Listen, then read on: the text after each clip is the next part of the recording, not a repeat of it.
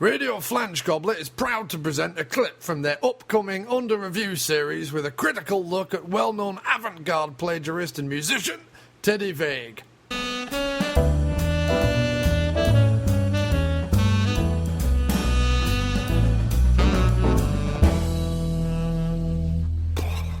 In 1983, after the almost complete annihilation of good taste, Vague finds himself adrift without a record label after an art installation piece called A Turd on Your Boss's Desk is horribly misconstrued.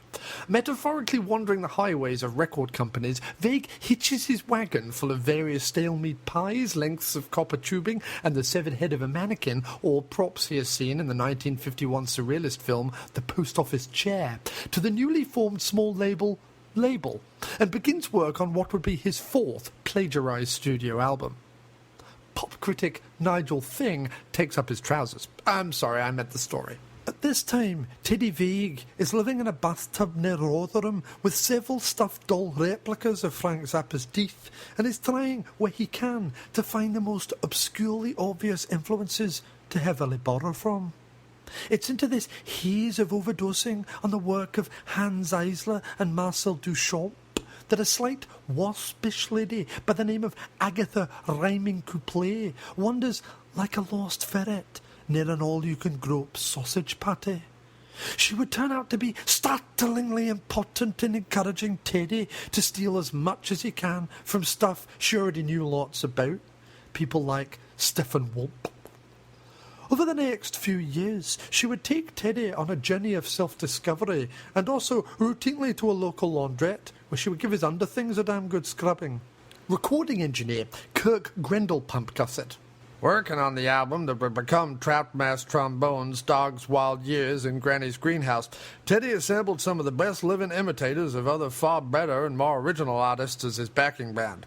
There was Gerald Kirkmenschen on bass, the infamous Didi Penstrulzoid on harpsichord, Carla Whisk Bunches on marimba, glockenspiel, and dead cat, and Cherry Hip Hip Hip Hip Hip Hip Hip Peaches McClitbarrel III on wind, by which I don't mean he, she, it played any wind instrument. Far from it. It was almost totally tone deaf. By playing wind, it meant that it crept into the studio about 30 seconds before we started and blew off like a bloody great donkey after too much brisket. Struggling to avoid the obvious pitfalls of coming up with anything remotely original, Teddy again turns to the self-destructive urge of overdosing on photo collages of Man Ray's left shin and ingesting massive amounts of Wheaty Graham's, a supermarket-owned rip-off brand of a much more popular and tasty breakfast cereal. Critic, basket weaver, and critic Clement Mignon. It's easy to look at what Teddy is doing at this time as highly derivative, and of course it is, almost alarmingly so and without merit. And that is where Teddy's, dare I say it, imitation of genius lay. For what is art if not someone spread-eagled on a chaise longue in a velveteen shirt with a goatee beard, talking with an incredible pomposity and assumed knowledge about someone they've never actually met, while really talking in a thinly veiled way about just how great they really are and how stupid the common man is. Next time on Under Review, we find out what happened when critics got hold of Teddy's album, mostly a lot of ejaculation and backslapping, and we learn all about the tragic death of his common sense in 1985 that leads him to dressing up as Hitler and turning his pink Rolls-Royce into a giant phallus and driving it into Harrods. Until then, please listen to this early, more melodic, but no less derivative piece by Teddy while he was still known as the Walrus and the Carpet, that, at the time, and for reasons forgotten to us now, he calls theme song from the After Movie Diner. Now,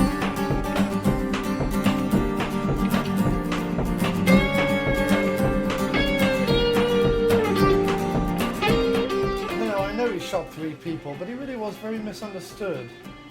Hello and welcome to yet another episode of the After Movie Diner. It is absolutely spangtabulous that you are back. It really is. It really, very much, very really is. And I'd like to welcome you all to this show and just let you know that this is the last show before the diner turns 3 years old. Yes, next week's show will be our 3rd year anniversary. Can you believe it? And in fact, we actually turn 3 years old on Friday, July 25th. So please note that in the old diary. And what I'd like everyone listening to do to celebrate the 3rd anniversary is to send us emails, to send us tweets, to send us Facebook messages, and to send us voicemails, by which you can go to www.speakpipe.com/aftermoviediner, or indeed call us on an actual phone at 347-669-0053. Leave us a message, tell us your favourite episode, tell us what it is you like about the show, tell us what you hate about the show, whatever it is. That is what we're doing. And also, we would love it if you went to iTunes, TalkShoe, or Stitcher, or in fact anywhere where the show can be rated and reviewed, and rate and review the show. Please, let's have a big old push for the 3rd anniversary of the After Movie Diner. And a couple more things to mention is that the Diner Ditty albums are still available online to purchase, to download, to listen to, whatever you like. So please do feel free to go over to dinersditties.bandcamp.com and pick up an album today. It really, really, really, really would help us here at the diner to maintain the diner, keep the website going, cover all the costs that are involved in doing the show, and also to keep me afloat and in food. So yes, if you're interested in the Diner Ditty albums, please go over to dinersditties.bandcamp.com and pick one up today. They're very, very reasonably priced, I can assure you. Okay, so that's about it as far as the Diner's 3rd birthday is concerned. However, for people who don't follow me on Facebook, follow me on Twitter, email me regularly, whatever, people who just don't know me online, they just maybe pick up this show randomly on iTunes or Stitcher or something like that and listen to it repeatedly in the bath. I don't know what you do. Maybe you're riding a very small pony.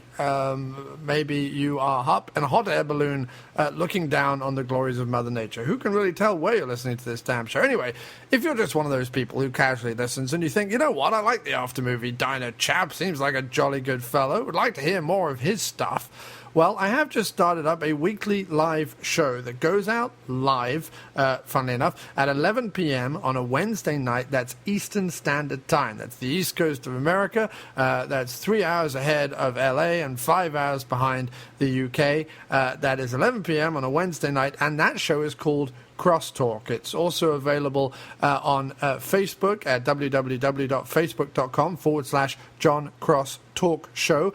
And it's also on johncrosstalkshow.blogspot.com. And I believe we've got 6 or 7 episodes so far. Really going well. We do a bit of music, bit of comedy, and an interview every week. Last week we had Tom Sullivan, the special effects makeup guru from Evil Dead. And this week we've got Weird Paul, who claims to be the first ever vlogger. Who now has a YouTube page, as well as a musician and various other strings to his bow. So we have interesting and weird and wonderful guests from the world of online. That's over at Crosstalk, so please do check us out. And that goes out on the Second Unit Broadcast Network Mixler page every Wednesday night. But follow us on Facebook and you'll get the link in plenty of time, I promise you that. So if you like that kind of thing, if you like the show, if you like more of it, then head on over to Crosstalk. We're also on Twitter at Crosstalk Show. Hey, this is Steve. And Andrea. And we're the hosts of Man-Child, a podcast about grown-up stuff. Every week we talk about the trials and tribulations of getting older, but not necessarily wiser. Not at all. Topics we cover include how old is too old to rage at a party? Never too old to rage. Modern communication. One of us only communicates by sexting. Hint, it's not me. It was only me that one time. How to be a better roommate and other grown-up stuff like that. We'd love to hang out with you grown-up style. So why... Ew. What? So why not subscribe on iTunes, Stitcher, SoundCloud, or your favorite podcasting app at manchildshow.com. I'm Steve. And I'm Andrea. And we're becoming adults for real this time. At manchildshow.com. Wahoo FM. Hello there, all you podcast fans. And salutations. We're here to let all you crazy fools know about a little website called Wahoo FM. Which is a collective of super awesome and totally cool podcasts that me, Chris with a K, and me, Chris with a C, create and splooge into and onto the interwebs for your ear pipes to enjoy. Let's do this. which is our monthly pro wrestling show, of course. And then there's Blab Tracks, which is our semi-regular audio commentary show. Indeed. And then there's the flagship show, once called Waffo FM, but now it's the Chris and Chris show, covering general entertainment news, the latest movie news, then capped off with a movie review or two. Covering all kinds of genres, including horror, action, Hong Kong cinema, Japanese cinema, anime, comedy, heaven a honky-tonk epics. all sorts of tasty jazzy gubbins. So if you'd like to taste some of this jazzy gubbins, take your fingers out of your bumhole and put them on your mouse, your iPod, or whatever you crazy mother crushers are doing these days, and head on over to wafufm.com. That's a W and A and F, a U and FM, and then a .com. We're also available on iTunes. Just search for us. That's Wafu FM. Also, we're on Facebook at facebook.com/Wafu blog. So go on, check us out and all our lovely jazz shenanigans. wafufm.com, the podcasting empire, the total film called The Godfather, with Stotties. Why I'm on pet like? How we're the podcast now, man, like Maram and Napal Pet. Charmian. All right, hello and welcome to yet another episode of the After Movie Diner, and it is my sincere joy, thrill, and moustache-twirling glee to introduce back onto the show my longtime colleague and good-time friend, Jon Wallace, and we are going to be embarking on a whole new series of actor pods where we talk about two specific actors, just like we did with Woods and Weller. And I'm going to hand it over to Jon Wallace now to discuss that in more depth and give us the name of the actors that we're going to be covering. Hello, sir. Hello, it's a joy to be back on the diner again, and we've been through. It's safe to say that we went through quite a series of discussions about who we were going to do, and in the end we wound up on these just because I think the reason we've actually fall down is in the end because, oh, sod it, let's do these two just to put an end to the endless discussions. But, for instance, Yaphet Kotto was in the mix for a while. Yeah. But he didn't really line up with either of the other two in terms of No, because we had and Val Kilmer and we had Michael Keaton were the other two that we were thinking about. Yeah, and Kilmer... The problem with Kilmer is that I've never liked Kilmer. I just have never liked him. Apart from Top Secret and Kiss Kiss Bang Bang and a tiny cameo in True Romance. Right. I can't really think of another film where I've liked him very much. And like when I was younger, I used to really hate Kilmer. Yeah. So it seemed like a bit fake.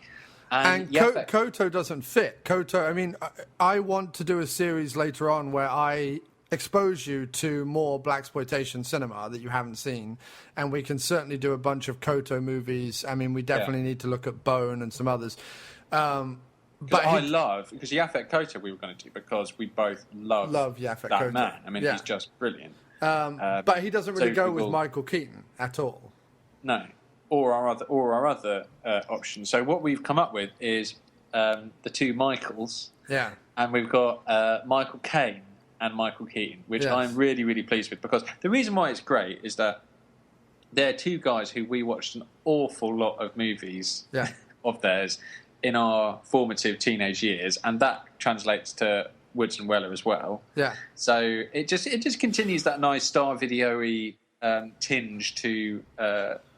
Well, also because when Bob Hoskins died, we were talking about doing a Hoskins and Caine episode because we worked out they had starred in about 4 or 5 films together, and some of those movies are hard to get hold of. Some of those movies, like the When Lions Roared, the one where Caine plays Stalin, you couldn't get on with, and I didn't even bother watching. So it was so poor.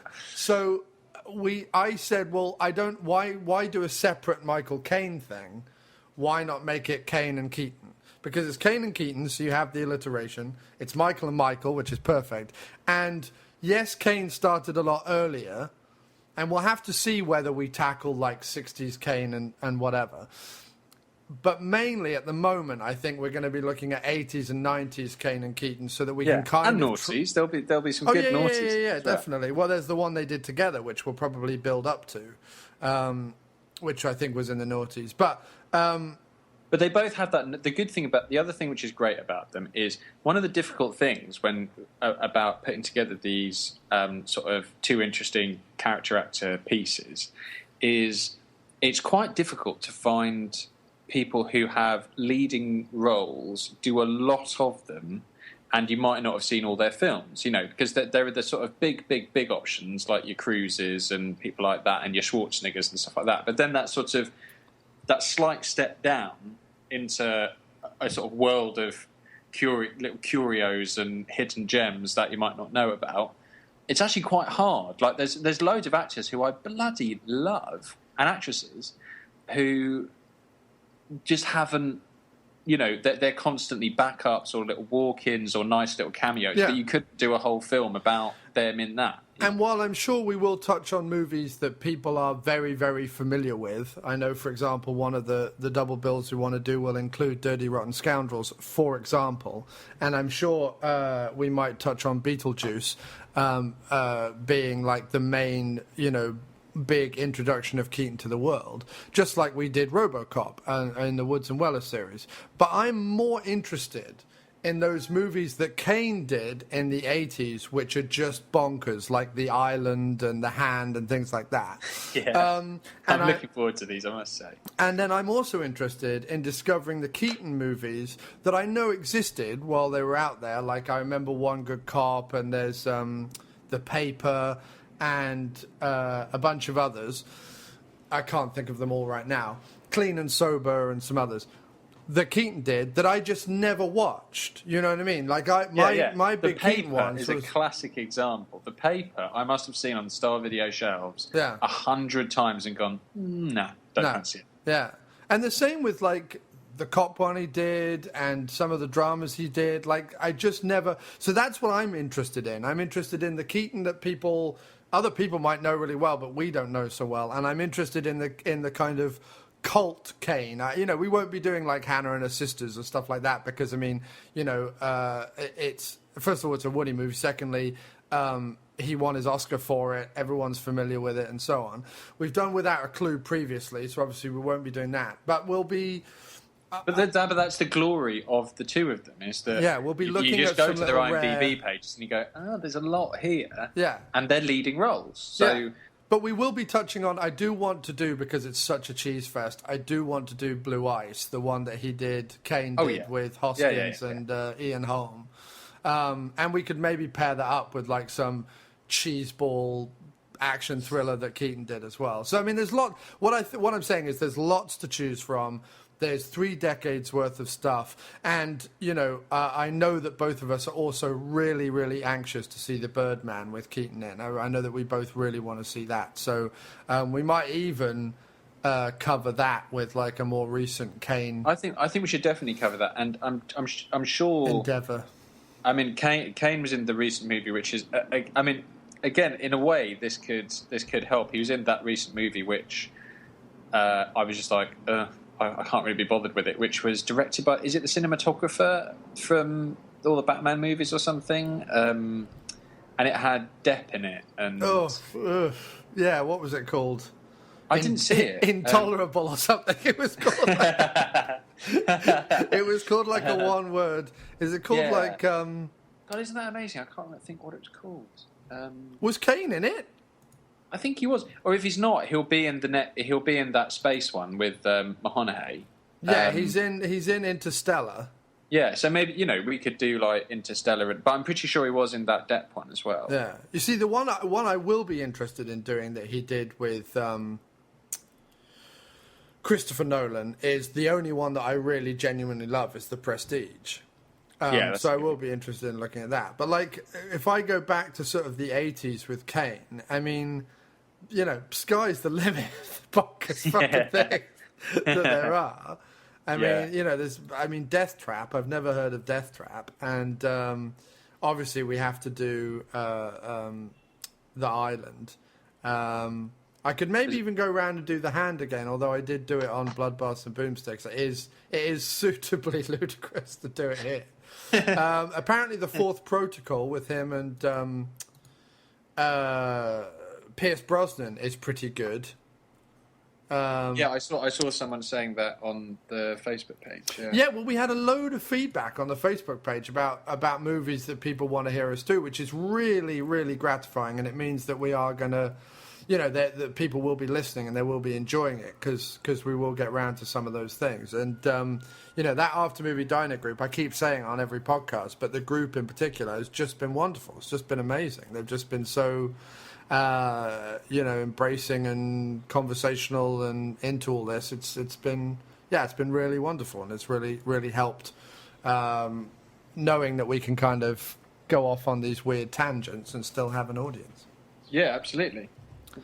Which is nice. So which one did you want to do first? I kind of want to leave a shot to the system to last. So the two movies we picked to start off with, just because it's sort of slap bang in the middle of 80s, 90s territory. It's at the bridge, that famous cultural bridge that was crossed between the 80s and the 90s, which, let's be honest, Caine and Keaton were leading the crossing of that bridge. They were leading figures in those decades. They were straddling the decades, much like Caine straddles New York City and the poster for A Shock to the System.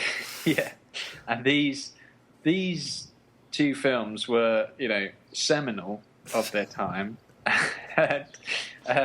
Well, actually, I find it amazing because both of them are weirdly, if they came up in the pub quiz or something like that, I'd be all over them. I'd be, I'd say, yeah, that was Shock to the System. So we're doing Shock to the System, which is the Michael Caine movie, and then Pacific Heights, which is the Keaton movie. So we may as well do Pacific Heights first. And they both have elements of crime. They both have elements of the law. They're both villains in it. They're both villains in it. They're both thrillers. They're both in 1990. And they both roughly get around 6 point something on IMDb. So they are, we thought, a very strong pairing to start off with. Because there are a lot of, it is thematically strong, as we like to say when we strike out on these journeys. So why don't we start off, dude? Well, let me just, because I've got IMDb open, I don't know if you have, but let me just run it down. Pacific Heights, 1990, directed by John Schlesinger, who is most famous for movies like Marathon Man and Midnight Cowboy. So it takes place in San Francisco. It's got Melanie Griffith, Matthew Modine, and Michael Keaton.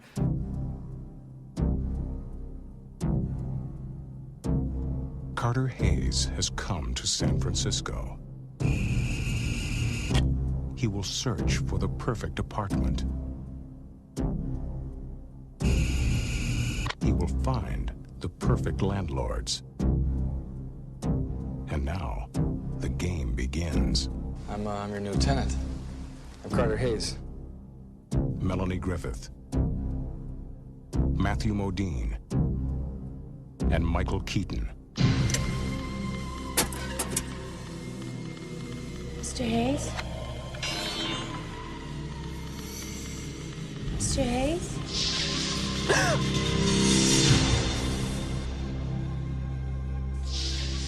Pacific Heights.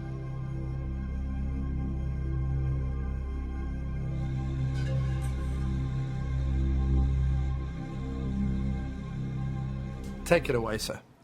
Yeah, so the story is that Griffith and Modine are a sort of up-and-coming young couple, and they buy this place up in the hills, San Fran, Pacific Heights, and the idea is that they're going to... It's this big, big, big old Victorian place, and they're going to do it up, rent out a couple of the apartments, and make a load of money and generally be sort of awful yuppies.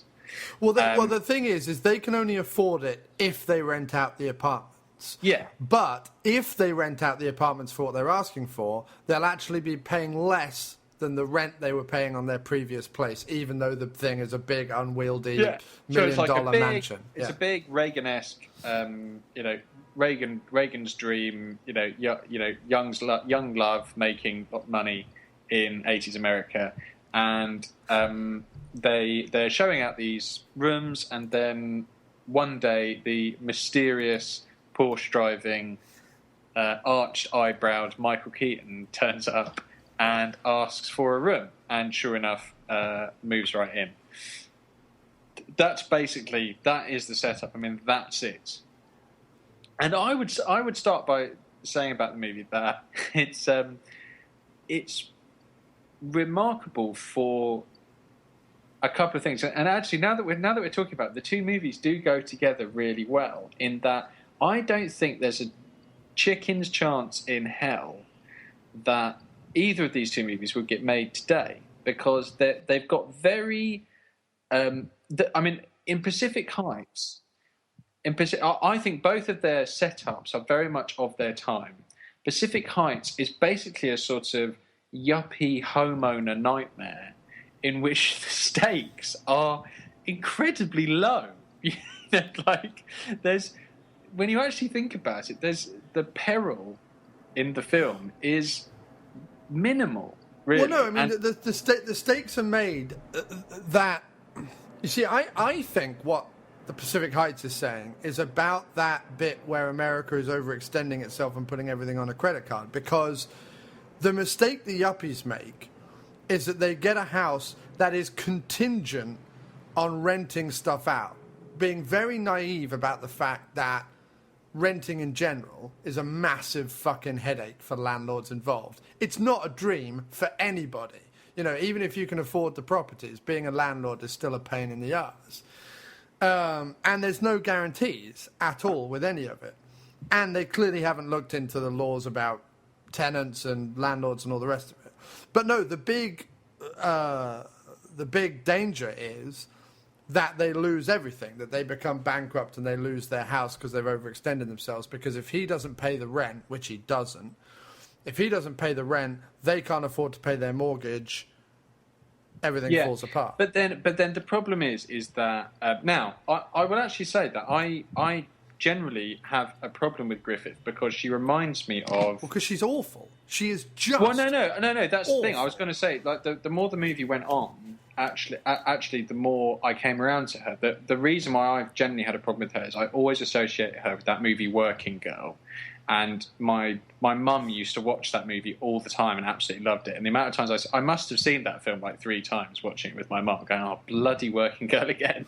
And I just really hated it. And I hated Harrison Ford in that film and everything about it. So I came around to her fine. But Modine is the most hateful idiot the whole way through it. But they're both his awful. Character, yeah, he is bad as an actor to start. I mean, it's but literally... the character is just the most unsympathetic fool. And the reason why I say the stakes are low is that I just go like, so he loses his house. Well, boo-hoo. I don't care. I hope he loses his house because he's been such a fool about the whole thing. And I've been spending like the first 20 minutes of this film listening to them talk about their like finances and their marvelous plans for building an extension off the back web. I'm bored.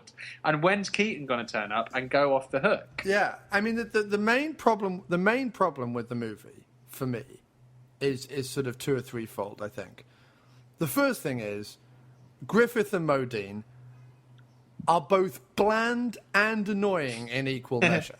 I mean. She's not as attractive as everyone seems to think she is, and he is a whiny tit, and neither of them can act at all in this movie. I mean, I know they've done other stuff, and I know Modine's in Full Metal Jacket and blah, blah, blah, blah, blah, but in this movie, it's literally like watching John Schlesinger move around some 2x4 planks. I mean, it really is unimaginative bullshit, and they just grated on me. And like you say, the more over-the-top, stupid, oh, don't do that, it's only going to make things worse, ridiculousness that Modine started to enact, the more frustrated you get watching the movie, and the more you're just just bloody stop it. But it is good, because when Keaton turns up, you're like, oh, thank God, come on, start fucking them over. Please start fucking them over. But then I cannot wait for them to be fucked over. And there's this bit where... where Modine's saying like, oh, okay, well, I'm going to need you to like fill out this form, get your references, kind of a thing. And Keaton's like, oh, well, the thing is I work for this private trust and, like, you know, all this stuff's going on, and this means that actually it's quite hard for me to, like, get good references, but I can get you to call this office, and if you speak to this guy, and, you know, then maybe... And the thing is, you're watching, like, I'm sorry, but if Michael Keaton walks into your house and those eyebrows are the things telling you these various stories, you're going to go, nah, sorry, don't trust you. You're really going don't trust to immediately refuse him any kind of entry into your house. Yeah. You'll happily, like, take him once you see some references, but anyone with that shifty an expression, it's just no, you wouldn't live anywhere near your house without any references. No way. Not in a million years. And the other problem is, the other major glaring error with the movie is that Keaton is not in it enough.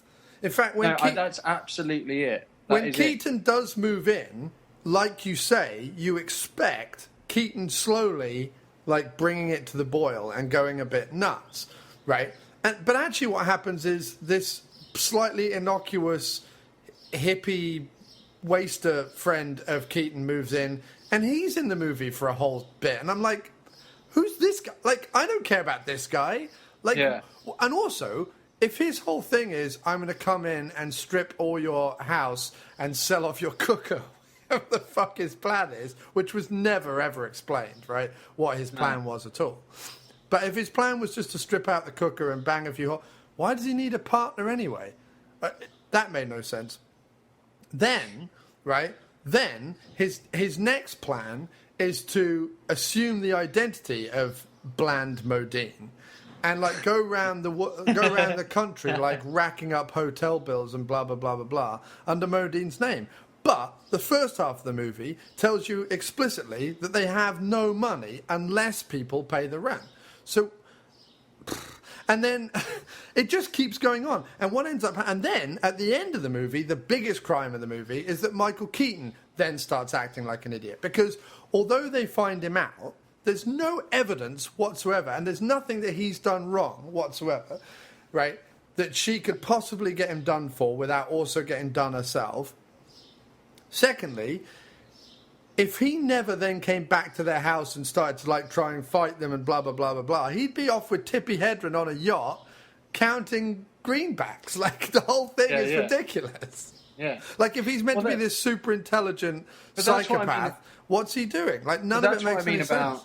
That's what I mean about the stakes being low, is that even some things which appeared, which seemed like an obvious thing was going to come, not even that happened. Like, at the very beginning of the film, just when they've moved into the house, this cat appears, and it's like this local cat, and they sort of adopt it, and it's all fluffy, and they sort of, you know, and it comes in and meows when they're doing their measuring the curtains or whatever in this sort of turgid opening 20 minutes. And as soon as I saw that cat, I thought, that cat is dead. Keaton is going to kill that cat, and he's going to post it in pieces through the door, or they're going to find it nailed to their car or whatever. Like, that cat is not going to have a good time. Instead, Keaton and his, like you say, like, hippie mate kind of adopt the cat, and there's even a moment where you see Keaton going like, kitty, kitty, kitty. And when he does that, I think, like, finally, here we go. Now he's going to kill the cat. No, he just strokes it a bit and goes on doing his thing. And it's like, when's something going to happen?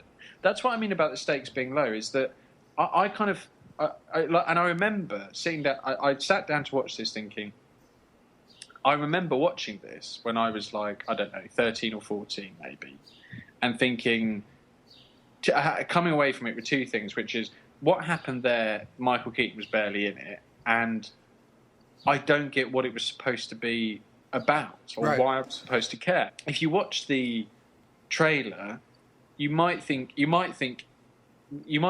ways. You might think it was like a psychological thriller, or which is more the way it's pitched, or you might think it might be a sort of more horrific kind of a thriller. But it does neither. In the end, it's like you say, they're making noise at night, and they're waking up the neighbours, and the Japanese neighbours turn up, and they're all annoyed about the noise. And you're like, oh, come on, be a bit more than noise, you know. And then there's he unleashes cockroaches. Then he unleashes cockroaches. Whoa, cockroaches! Now we're really at big school, you know. And then and then it's like, oh, he removes the. And there was, but the reason why I think that it wasn't trying to actually say anything, or if it it struck me as like, now that you say it, you talk about this other guy that was there, because basically there's this bit where they go down, like Griffith goes up to the door and she knocks on the door to speak to him or something, and this other guy answers the door. Right, the guy with the sideburns. Yeah, and the thing about him is that you get it, now that you mention it, is he kind of makes me think, I wonder if there was a much different script that this started off as, but it doesn't seem like there was, because... Well, actually, I don't know. I don't know what IMDb has to say about that, how many people were involved. But it seems odd that he's there, because in the end, his only purpose is to say... Dude, the first bit of trivia on IMDb... Oh, I know this, yeah. Screenwriter Daniel Pine once rented an apartment to a tenant that he could not evict. The film was inspired from this scenario. Wow, what inspiration. Well, that's what I mean. You see, I don't think it's like...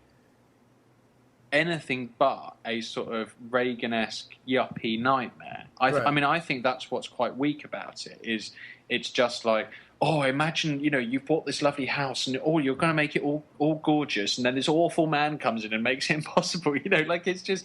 Do you know what I mean? That's what I mean by the stakes are so low. Like, there's at no point until the end, in a very tokenistic way, is anyone's life in danger. And... Yeah, it seems to think it's like a Hitchcockian thriller, but it's sort of... The things that are meant to rack up the tension don't rack up tension, they rack up annoyance. Because you're sat watching it and you're like, so he's making noise. Well, okay, that's annoying. Oh, okay, so he's unleashed bugs into the apartment. Well, that's really annoying. Why has he done that? Oh, that hasn't been explained why he would do that. For example, if he's a con man, right, that's going to move into a place, strip it out, steal your identity and move on. He steals sinks. Steals sinks and light fittings. Which has got to be like 50 quid. 50 quid. He can't be raking it in off this scheme. No. So it's not a get rich quick scheme. It's a scrape by for a couple of weeks scheme. Not only that, but he has Tippi Hedren waiting in the wings financing everything, so why not just hang out with her? Yeah. So just get her to the altar. So what ends up happening is that the bugs thing is the thing that bothers me, because I'm like, why do that? Like, why draw attention to... Like, just do whatever you're doing and move on. Like, none of it... Well, the idea... There was an idea there, which was basically he become... But again, it didn't really follow through on it, and it wasn't consistent the whole way through the film. But there was a period of about 20 minutes where they hired the lawyer and they're trying to get him out. Right. And there's a period where they basically say, oh, his plan is he comes in and becomes a horrible annoyance, drives them crazy, and forces them to sort of assault him and attack him, then launches a civil suit, strips them for everything that they're worth, winds up probably in charge of the house and makes a load of money out of it, right? Or whatever, And that's like... But again, you're just like, well, why do I care? It's this sort of domestic... It's this sort of snippy, yuppie domestic that's going on up the street. I mean, I don't know why I'd go and watch a film about this. It's a bit like going to watch a film about, like, a rental dispute, I mean, that's what it is, isn't it? I mean, that's what it is. Yes. It's a film about a rental dispute. And if it was, there is slight intrigue to the idea that without paying any money, and I don't know if he signs any papers, maybe he signs, I think he does say to the policeman, oh, I signed a lease. So without paying any money and without any references and without a credit check and blah, blah, blah, blah, blah, that essentially he can't be kicked out of the house. Like, there is a slight intrigue there where you're like, really? The system is like that? Yeah, that's bullshit. That's bullshit. If you look on IMDb says the law that the policeman quotes about they can't kick him out is bullshit. Like, that's not real. That's so it's all it is like, that's why I say, like, the thing that is most feeble about it is it's this sort of well-off homeowner panic about, or wouldn't it be awful, Well, because I know that if you start renting a place and you've paid and you've signed something and you've paid and you've paid and you've paid, and for a couple of months you can't afford to pay, no, they can't just evict you the first day you can't pay. Like, they have to, there is a process by which... They either have to get you out or they have to let you pay it off in installments or whatever it is once you're in. But this idea that he's paid absolutely nothing, showed up on the day without any agreement, and just moved in, changed the locks, and started tearing the place up. Yeah, I don't believe that for a second. And like you're telling me, it's not even But there's true. this other thing, that's the other thing about it, which was strange, and sort of a very sort of materialistic response to a moment, which was, and this is why I say again, it's this sort of yuppie nightmare, this sort of property-owning nightmare, and the nightmare is all connected. Instead of to life being in jeopardy, it's all about property being in jeopardy, because there's this bit where she goes into the room at the end after he's disappeared, and she looks around the room and everything's been ripped out. So he's ripped out the fireplace, he's ripped out the bath, he's ripped out the light fittings, etc., etc. And I just thought, well, and she's horribly upset, and she's sort of looking around going, oh my God, oh, it's so terrible, oh. And I just thought, well, why would you even think? Wouldn't you just be thrilled after he's been driving you mental for the last 6 months to get rid of him? Like, that would be your reaction. I don't believe that you'd go in there and say, oh my God, he took the sink. Like, you just go like, thank God he's gone. Thank God crazy cockroach man has gone. Yeah. I mean, 'cause there were the psychological thriller bits that might have worked if it had been completely differently paced, and and been given a good few rewrites. Were the fact that she has a miscarriage, that's quite a moment.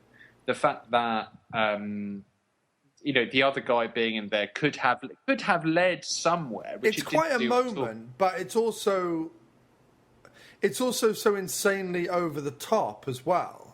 The fact that the stress of this cause, I mean, it's not over the top in reality. No, but if you see what I mean, it's a good device for. Yeah, but it's a device. For him then going up after with flowers and saying, "Oh, I'm so sorry about that." That's a good. That was a nice sneaky moment for him to Weasley Keaton thing to do, for him to go up afterwards and go. Right, but they ruined it by having a that. fight that was so over the top and unbelievable, where they smash through the pane of glass on the front of the door and roll down the steps and all the rest. It's like, what nonsense! Even if you were that angry, if you or I, right, and we got that angry about something that we had to swing a punch, right, it would be the first punch in my life I've ever really swung. So the idea that it would then lead to this incredibly dramatic rolling downstairs brawl where we both smashed through plate glass window, nonsense. I might swing a punch, horribly miss, and then get angry and slam the door. But I mean, the last thing it's going to do is lead to some big Hollywood fight. But you wouldn't care. You wouldn't care watching the film about that moment if it had been building up to it in a consistent way. But instead, like you say, it's basically like he's a bit noisy. there's some cockroaches. He changes the locks, and you're just like, why do I care? Yeah. I don't care. And the worst thing is, like you say, because he does so little, because he's got so little to do, it's just a bit like Keaton is wasted. I just think he's really, really wasted, because you can see where they're casting and go, brilliant. Michael Keaton is going to absolutely nail being the tenant from hell kind of a thing. And the whole thing should have been, they sat down and they go, okay, how do we make the ultimate tenant from hell? And build it up, big moment. And then what I quite liked, and the bit where I started to like Griffith, I mean, and purely because at least something was sort of happening. Yeah, right. Was her getting revenge. I liked the idea of her getting revenge, and I thought that could work quite well. But again, the way she gets revenge on him is to order a bunch of food he can't pay for. And I was just... Well. Yeah, but still, and exactly, it didn't quite come off properly, and that should have been the end. And then instead, there's this awful tacked on. You didn't think, I don't know, maybe go to the police? No, I'll just order some room service he can't afford, so he's embarrassed if at a hotel. If she'd have come up with some way to, if they'd have come up with a better way to completely ruin him, or make life incredibly stressful and hellish, like he's supposed to have done to them, then fair enough. But in the end, it's like. It nearly works, and then there's this awful tacked-on bit at the end where finally someone's life is in danger, but only for about 5 minutes. And that bit, isn't it weird? That bit where Modine is under the floorboards and he grabs Keaton's foot, and you're like, what kind of an ending is this? Oh, it's so weak. Modine under the floorboards. Yeah, and so I then Keaton think, slowly falls back onto the rods, and you're like.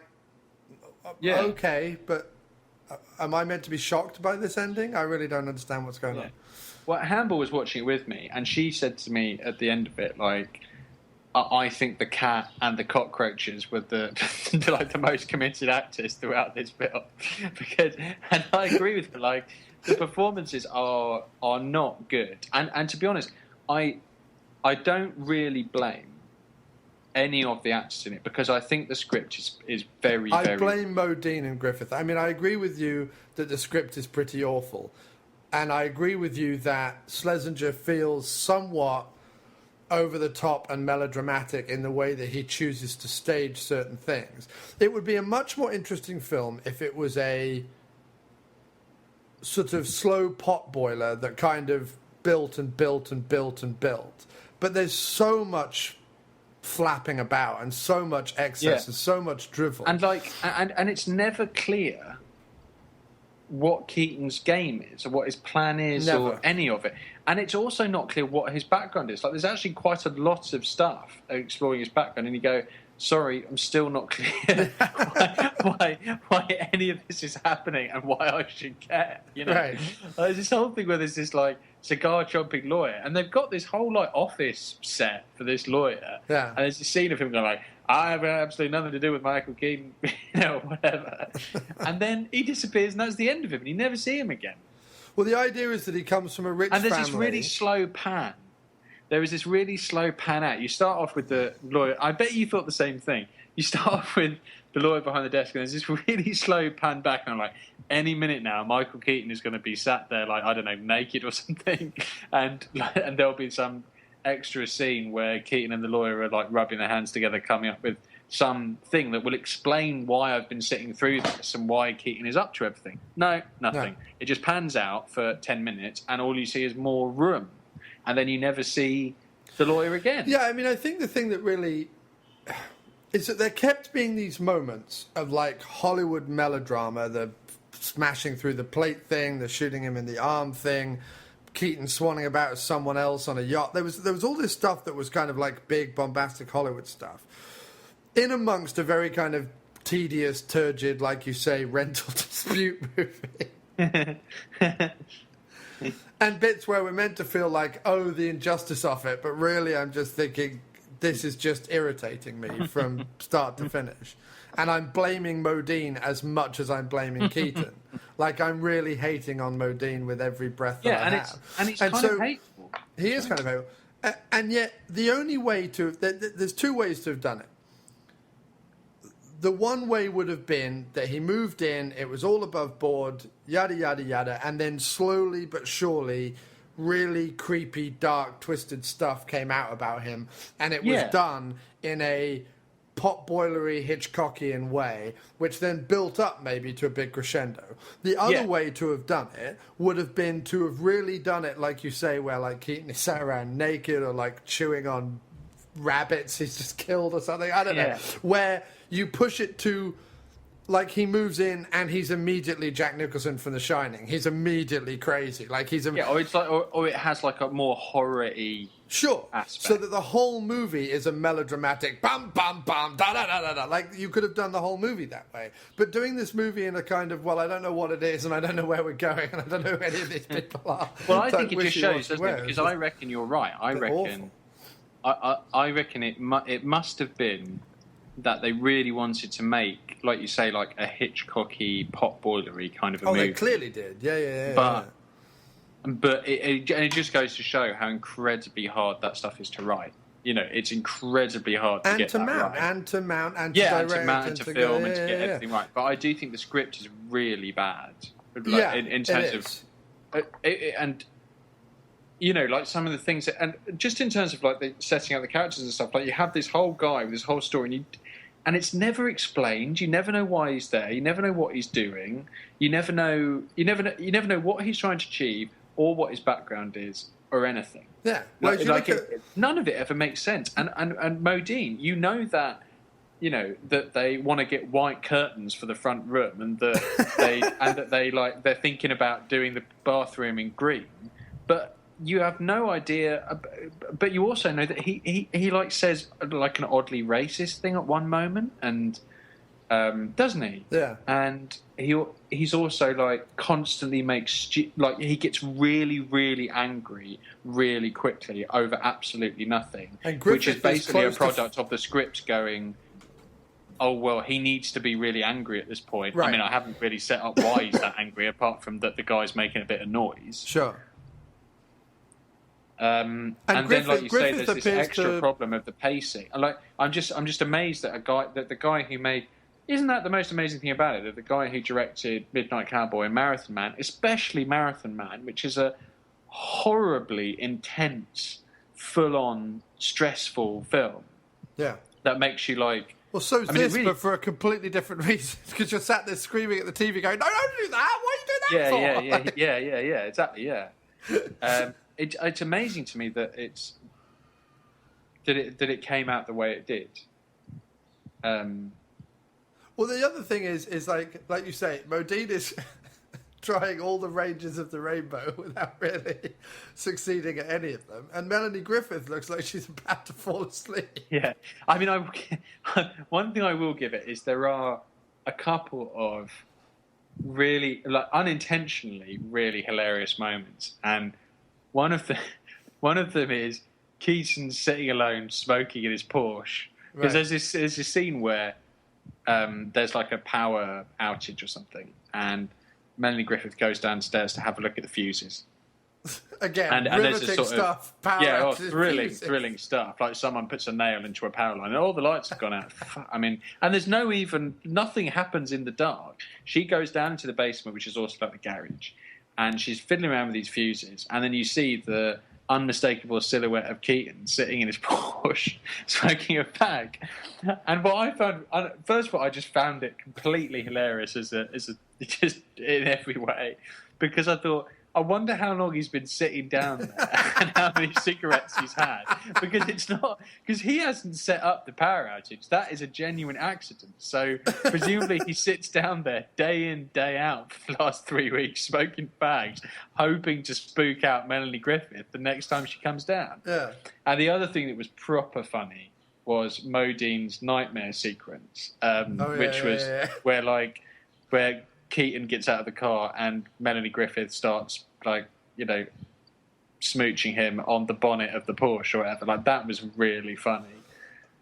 Well, no, Griffith gets out of the car with like a strap over her arm, assuming that she's been in the Porsche boinking Keaton, I think, or something like that. Right, or something like that. Yeah. But that was really funny as well, because it was so ham-fisted, that whole like dream sequence. It's one of those dream sequences where you're going, this dream sequence seems an awful lot like a sort of Kate Bush video.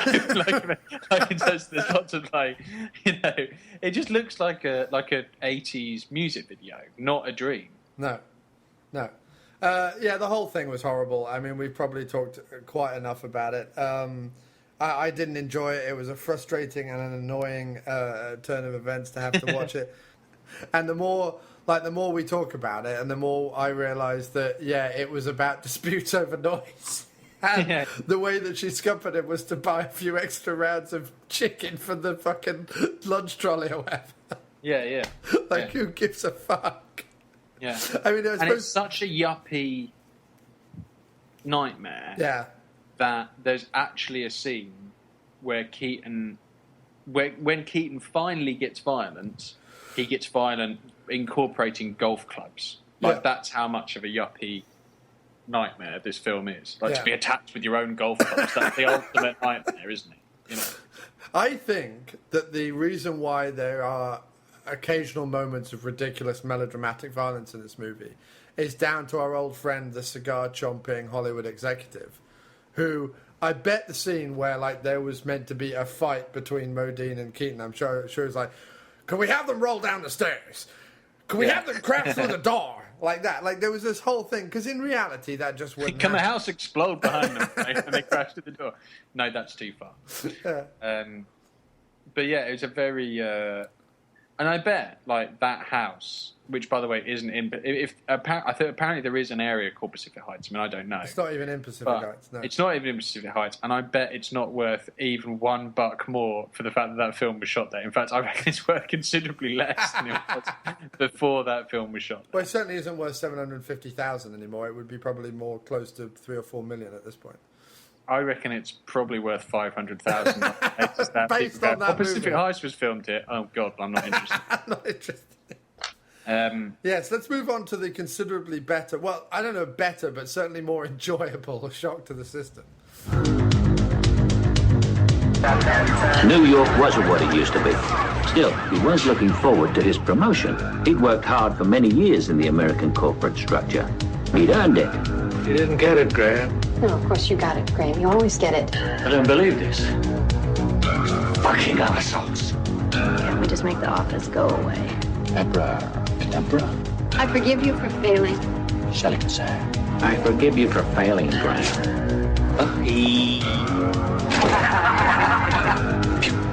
I'm afraid we have some very bad news for you. Oh, my God. What a shock. I have more power in this hand than all you fucking know. Every sorcerer needs an apprentice. Bibbidi, bobbidi, boo. It was the first black magic he'd ever even tried. I really mean it when I say be careful. Yes, I had a question about the Bob Benning case. I'll be right there.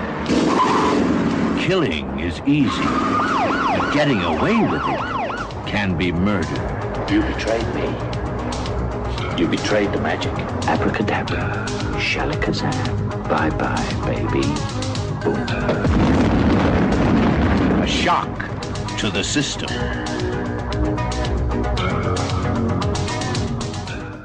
Yeah, shock to the system. Again, I think just as Pacific Heights is a film that I don't think will get made today because, as I say, the stakes are so low. Like I think that's the most remarkable thing about that film.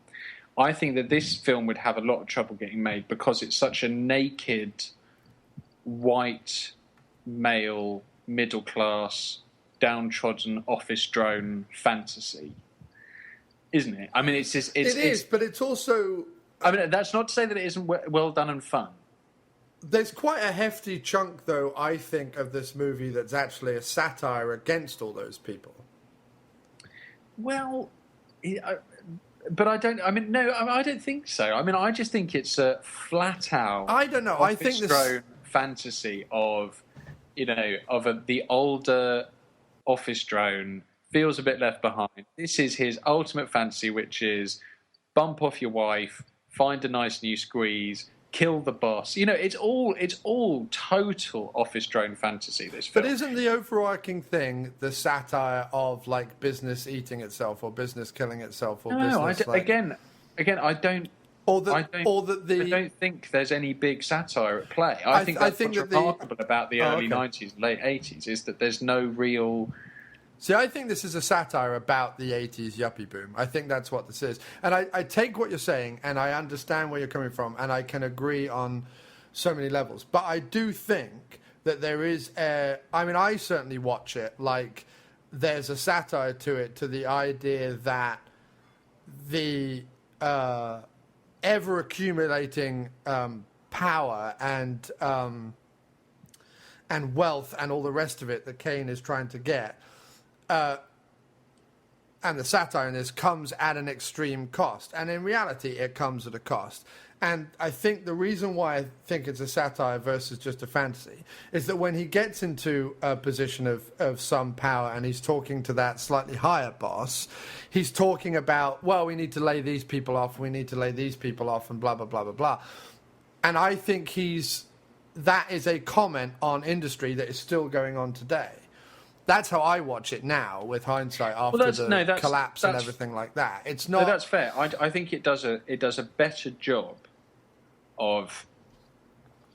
It just does a better job as a film. I mean, everything about it is just a better job. But I think that was that felt to me like simply a product of his transformation into a bit of this fun transformation of Caine into a monster. Basically, we should give the setup. So basically, we will do, but I think that transformation is a comment on. Although we are meant to like Caine, I don't think at any point are we meant to be rooting for him to become hugely successful. I think we're meant to be cynical and I think you're absolutely supposed to be rooting for Michael Caine the whole way through the film. No, you see, I think you're meant to be in on the joke. Are you telling me you weren't rooting for Michael Caine watching this film? No, of course I was rooting for Michael Caine, but I wasn't rooting... I was rooting for him within the satire that the story was telling me. Not the idea of... If I really knew Michael Caine's character, no, I wouldn't be rooting for him. But I'm rooting for him because the movie is showing me... the root of all power is evil, and the corporate structure is so set up that to really get anywhere, you don't just have to stand on people's necks anymore, you have to fucking kill them. Now, that is true. I mean, it's definitely fair to say that it has an ambition to be saying something, because I was very struck by there was a, but it was just, I do feel like it was a thin veneer.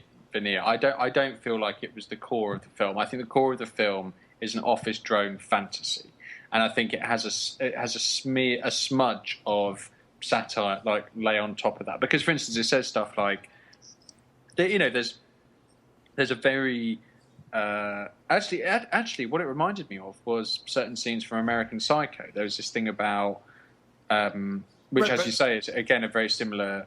But that's a satire. That's clearly a satire. Yeah, absolutely. The thing that reminds me of, but the element that reminds me of American Psycho, not the whole film, but the element that reminds me of American Psycho, which is a lot cleverer than this, was the homelessness stuff, because there was a very strong theme in the film of homeless people, and that he keeps on interacting with homeless people the whole way through. And he also talks about America being, New York having turned into a shithole, and it's not what it was.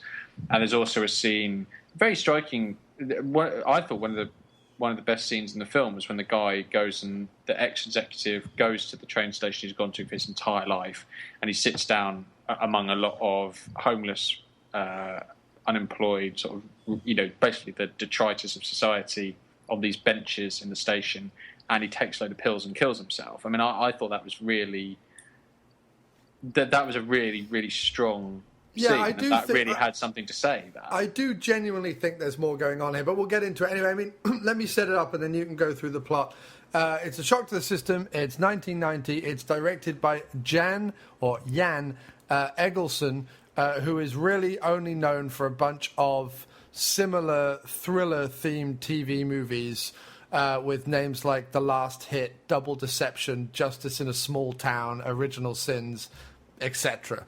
And they're all TV movies throughout the 90s. This appears to be, apart from Big Time, which was a movie nobody's ever heard of, it appears to be the only other movie that went to theatres for this guy. Everything else has been a TV movie. It stars Michael Caine as the lead. It's got Elizabeth McGovern. It's got Peter Riegert, who you recognise from Animal House, and any other notables? Yeah, the cop. Oh, Will Patton. Yes, Will Patton. I like Will Patton. Yeah. Who's been in a bunch of stuff, yeah. Yeah, so, and basically the plot is that Michael Caine is a Englishman living in New York. He's an Englishman in New York. He's a marketing executive for a large faceless firm of some description that's never really gotten into. He narrates the whole film, which I thoroughly enjoyed. I really enjoy a Michael Caine narration. Yeah. And basically he's talking you through his very standard, well-off upper middle class existence, which is basically going into New York every day, working himself to death, becoming more and more disenchanted with his commute and identical same everyday life, and family. He actually doesn't have any children. He just has a wife, and he is waiting for a big promotion, which he's about to get. Fails to get said promotion, which you know is coming from the beginning of the movie because it's played up so much, in favour of a younger man. And after having this snub, and after a lethal moment on the subway, is turned into where he may or may not have killed a hobo. You can't tell. He turns into a vicious, will do anything to succeed maniac. And basically the whole film is following the sort of delightful Machiavellian route he takes to. Well, it's not even Machiavellian, because Machiavellian implies a certain amount of, tact and cunning, whereas basically he's just. Well, he has some cunning to the way. Yeah, but it's cunning murder. It's not. Yeah. There's nothing sort of political about what he does. It's just flat out murder. It's just grisly, clever murders.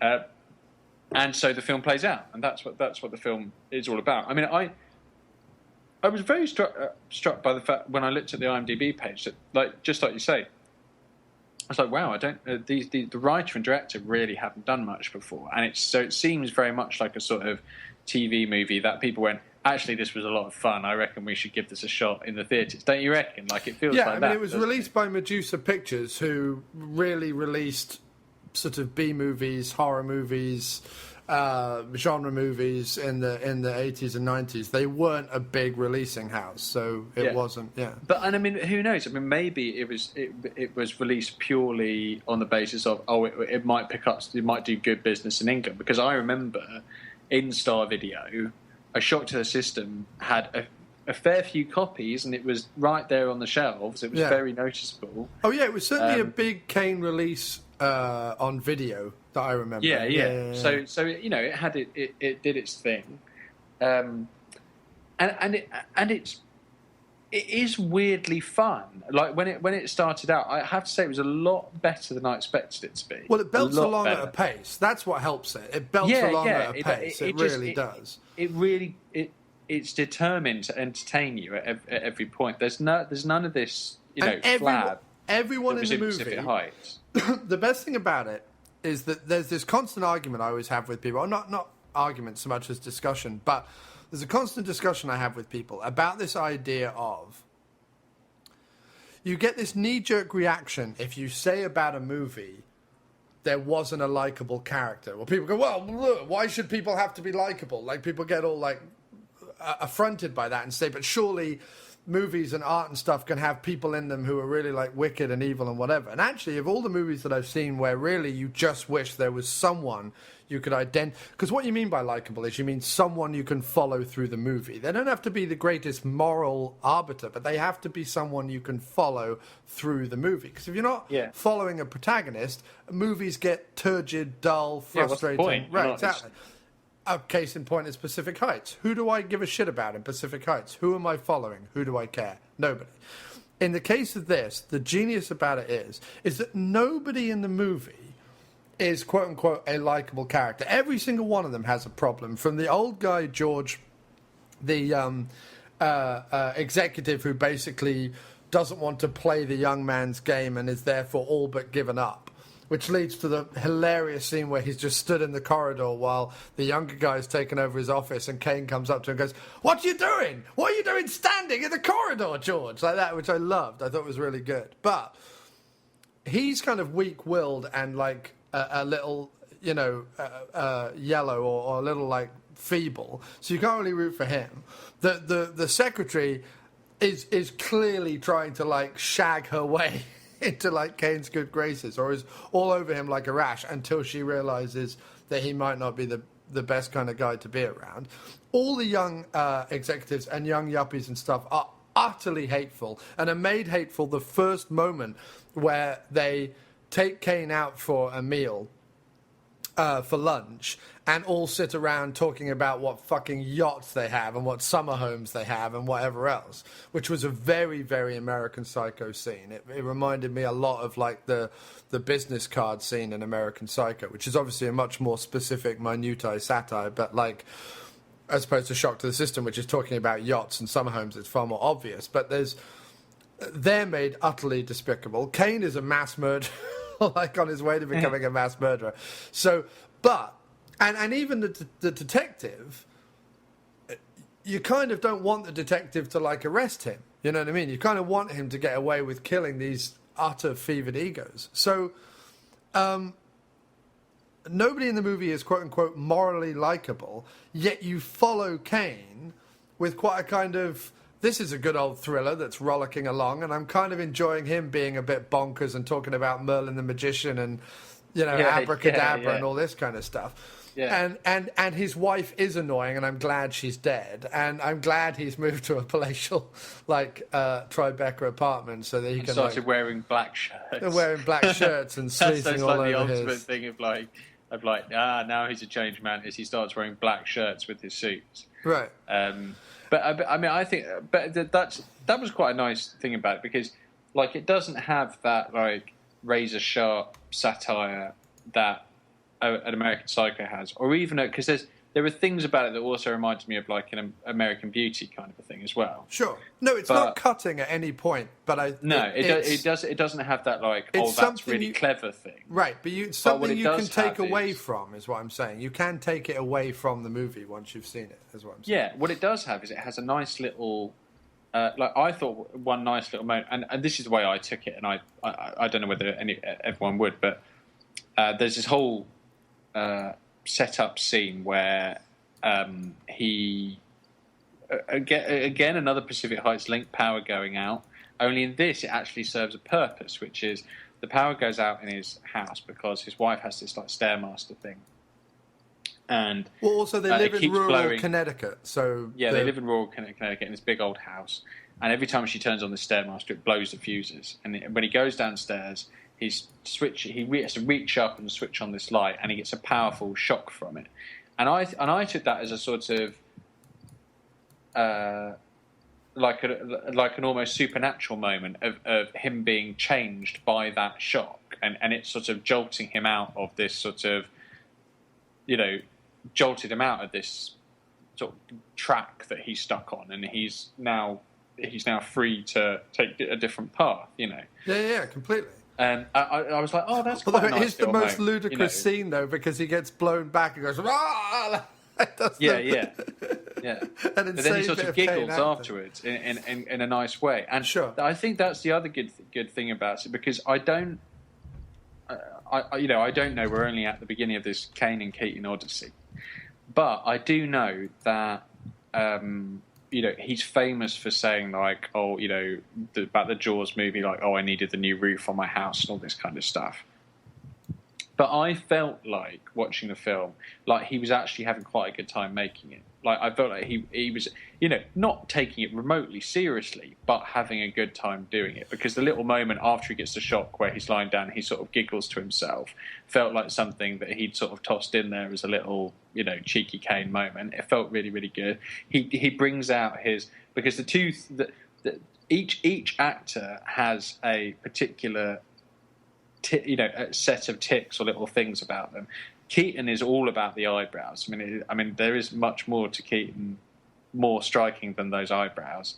And Caine obviously has a number of them, but I think the thing that made me sort of grin in delight when he did it was the Caine point, where he's addressing someone, and he points at her, and it's when he's saying, "You betrayed me," and he does the little point as walking thing, which it comes out in every single performance I've ever seen from Michael Caine, is the point.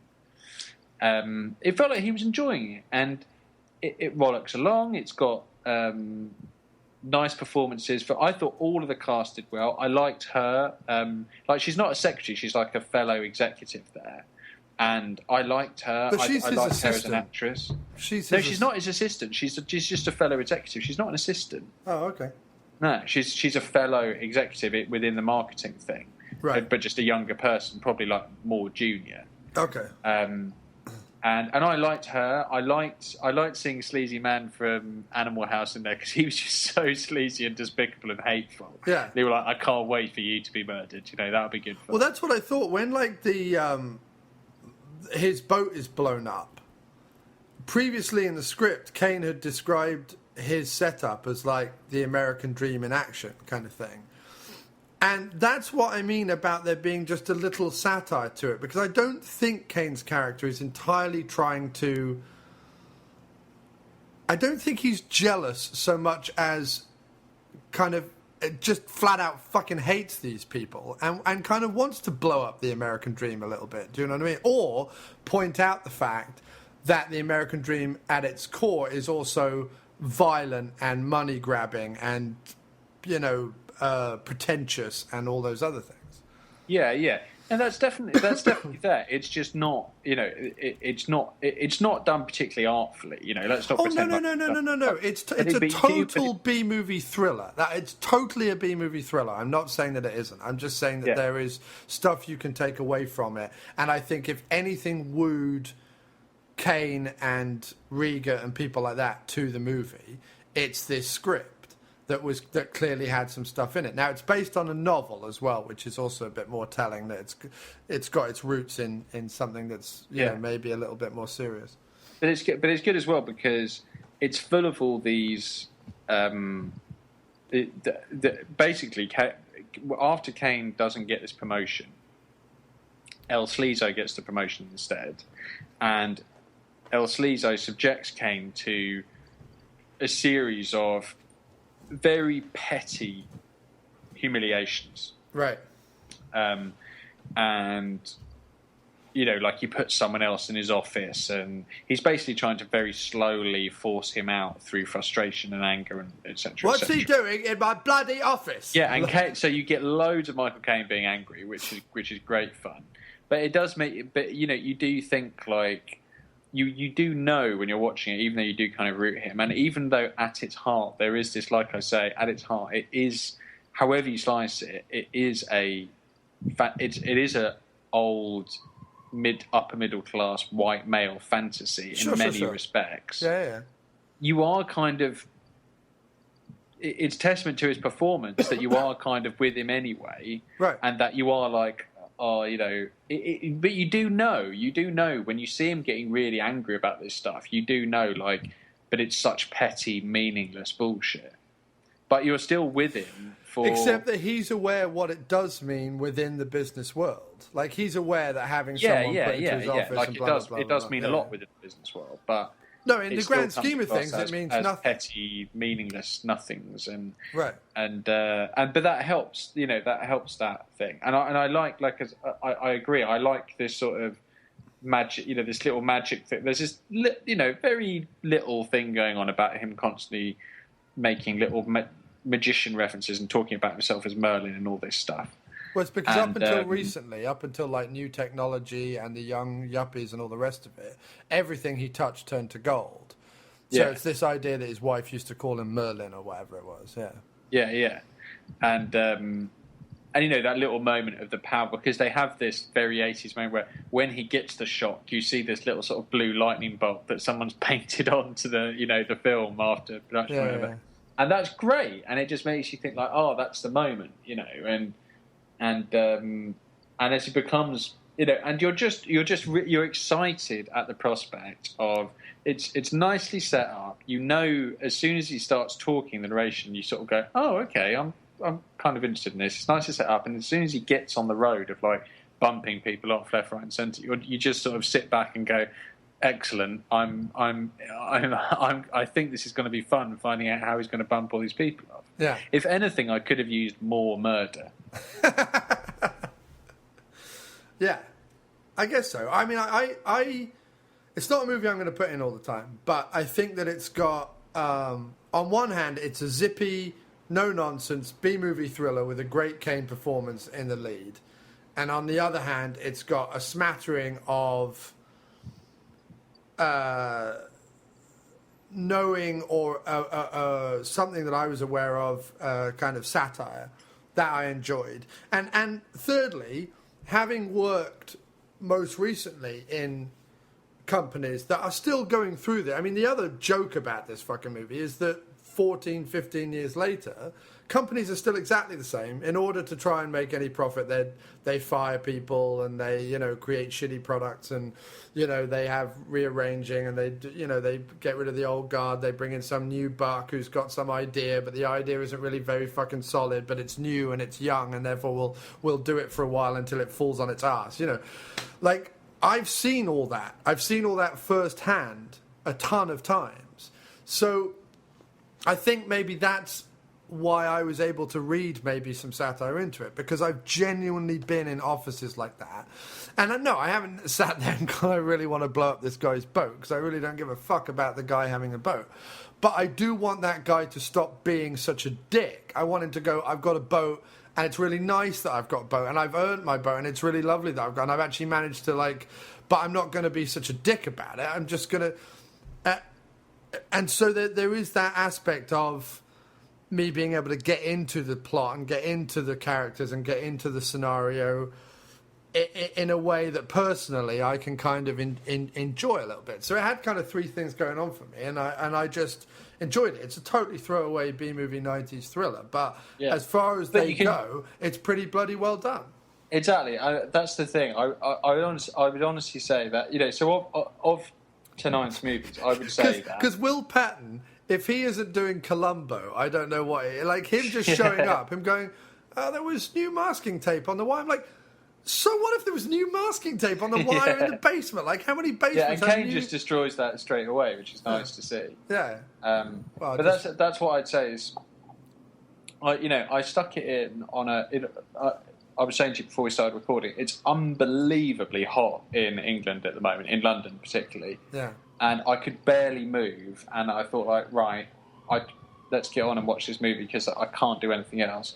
And it was really entertaining. It like an hour and a half just flew by. Sure. There were laughs in it.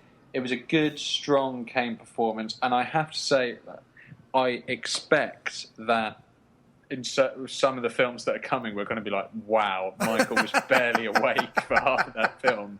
Whereas for this one, it seems like he was actually having some fun. Yeah. And I think the key scene for that is him definitely walking up to George in the corridor and be like, what are you doing in the corridor, George? Yeah. Get out of the corridor. And it was a good script. It was a good cast. Across the board, I thought they were a good cast. Definitely, I enjoyed it. Nicely shot. New York looked good.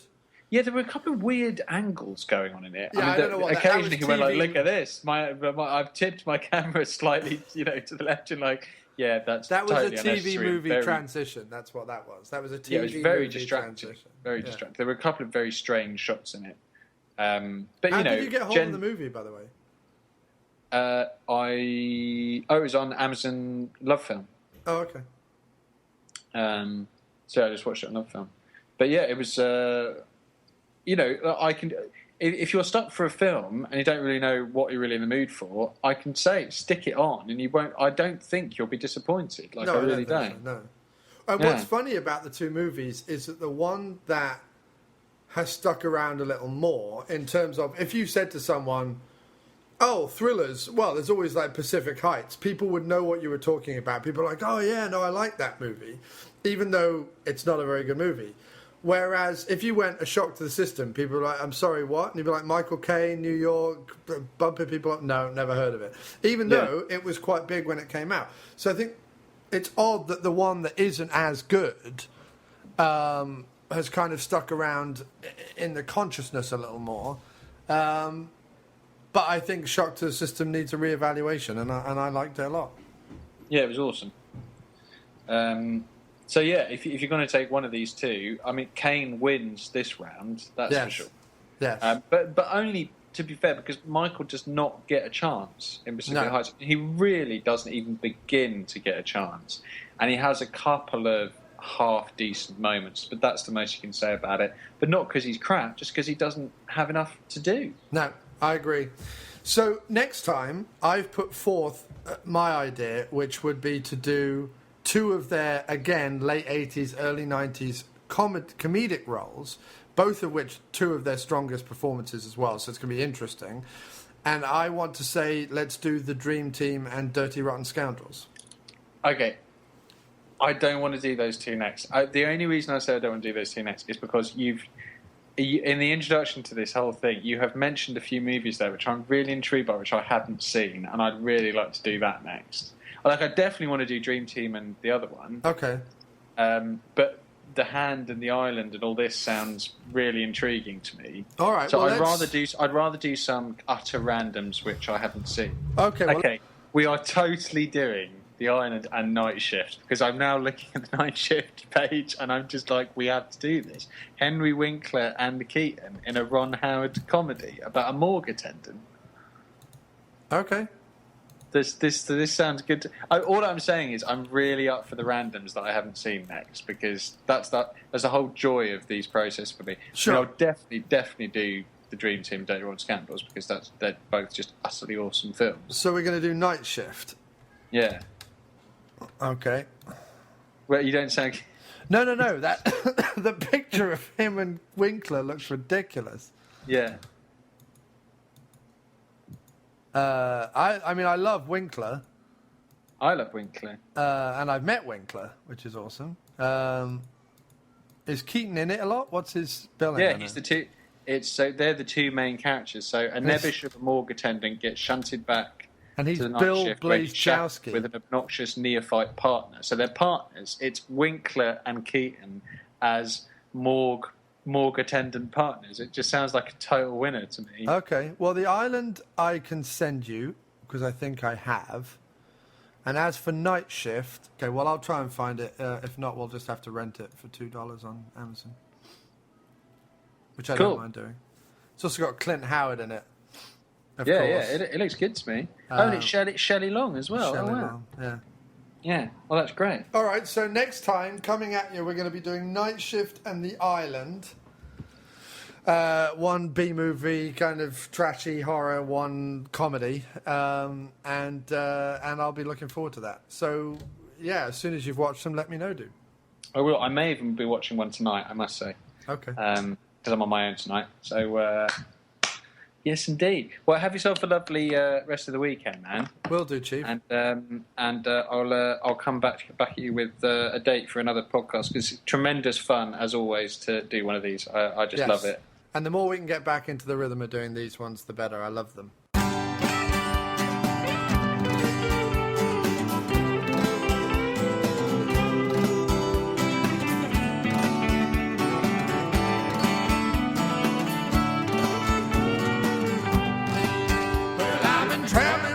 Country trying to find a friend and a home, but nothing I do seems right. Maybe because I unleash cockroaches into the rest of your house, and I bang holes in the wall all night. Maybe it's because when I finally leave, I take the sink and the bath and the lights. But I just get so tired of living out here on the road. Try to dress like the rest, rent a flashy sports car, and smile, shake hands, be polite. Then at the same time I'm trying to con you out of your money and trample on all of your rights. Well, no one said being a landlord was swell, especially up in Pacific Heights. But still I just get so lonely living out here on the road. And when you least expect it, I'll be sitting in my car, freaking you out, not saying very much. Or I'll be bringing you flowers, knowing full well that I caused all of your blues. You can hire a lawyer, throw me downstairs. What bit of me do you think really cares? Well, there's one born every minute.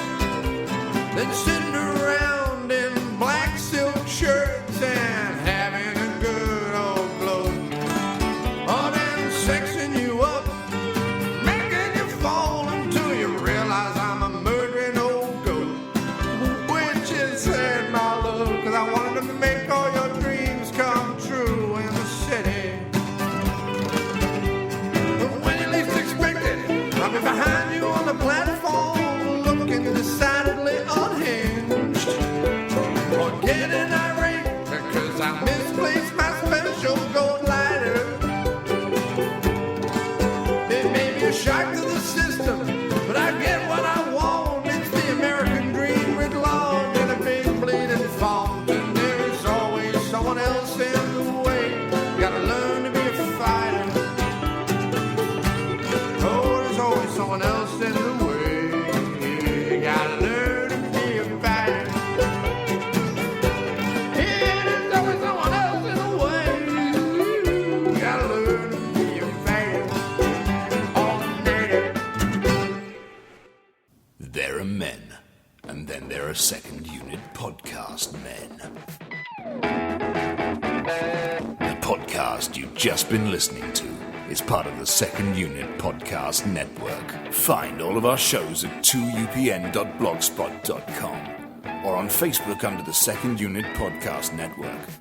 Our fantastic list of shows include Drunk on VHS, We Came from the Basement, No Budget Nightmares, The After Movie Diner, Dr. Action and the Kick-Ass Kid, and Bloodbaths and Boomsticks. Take one podcast into the shower. Don't be a blithering idiot, Alan. We can give you the multiple podcast cleansing system all in one place that your hair deserves. Our programming is available across all platforms from iTunes to Podomatic, TalkShoe to Stitcher, so you have absolutely no excuse. Listen today, and a free naked person of your choice will be shipped from Thailand to your door in a matter of weeks. The Second Unit Podcast Network, bringing you the action and leaving the boring stuff to the other guys. Bloody hell. Who does a girl have to blow around here to get a decent beverage?